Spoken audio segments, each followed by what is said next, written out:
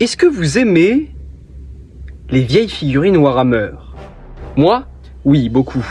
J'ai une fascination presque religieuse pour ce qu'on appelle le Oldhammer, c'est-à-dire les vieilles figurines des premières éditions de Warhammer 40 000. Eh bien, j'ai un ami qui a bien compris mon amour pour les vieux modèles produits par Citadel et qui m'a proposé que je le débarrasse d'un tas de vieilles figurines dont il ne voulait plus. Il m'a donc filé cette boîte accompagnée de vieux codex de la V3. Dedans, de la garde impériale, accompagnée de quelques figurines d'autres factions un peu paumées. Il y a des tanks, de l'infanterie des déserts de Talarn, de vieux ogrines, une antique sentinelle, des commissaires, des catachans en plastique, et j'en passe. La première étape pour moi, c'est de décaper tout ça. Pour ce faire, je vais laisser tremper les figurines dans un bain d'alcool à brûler à 90 degrés. Les tanks sont assez massifs, donc pour eux, on verra plus tard. Une nuit plus tard, je ressors les modèles et une brosse à dents. Sur certaines figurines, la peinture s'enlève facilement. Mais sur beaucoup, l'alcool n'a pas suffi à décoller la peinture. Alors je les mets de côté pour le moment. Une fois que j'ai brossé tout ce qui pouvait être brossé, je m'attaque aux tanks. 2 Leman Russ et une chimère.